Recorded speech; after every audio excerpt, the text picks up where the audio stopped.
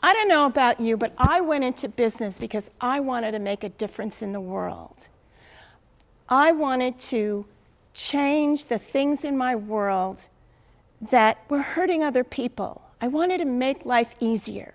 So I went into the nonprofit world and I did mentoring programs for at-risk middle school kids.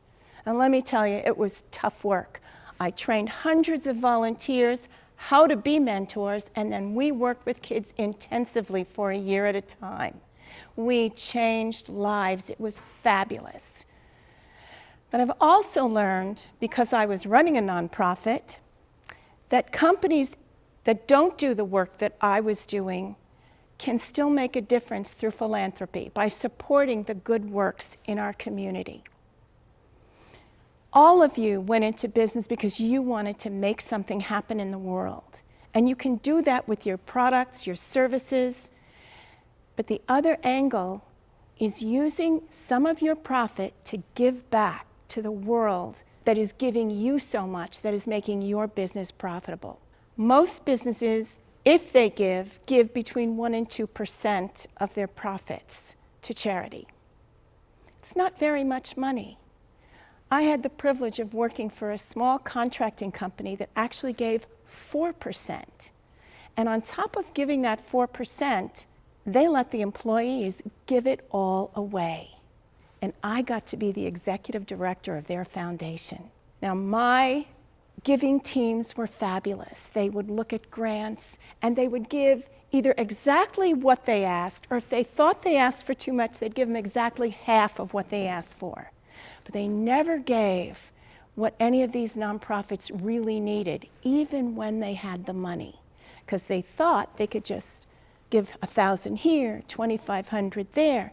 Even when the budget for that year was $150,000 in a small city like Portland, it was still 1,000 here, 2,500 here. So I challenged them and I said, I want you to pick a number that's bigger than any gift you've ever given. And I want you to choose one nonprofit that's so deserving that no matter what they ask for, you give them that number. And they chose the Children's Relief Nursery. This is an organization that at the time took babies and toddlers who'd been abused and brought them into a therapeutic daycare and then taught their parents how to take care of them. And at our monthly staff meeting, we had all the guys from the field come in. We had the whole office in, and the executive director of the organization give a 5-minute presentation on the difference they were making with these families. And when she was done, there wasn't a dry eye in the place. And then she sat down next to the chairman of the committee and looked in her lap and went, "Oh!"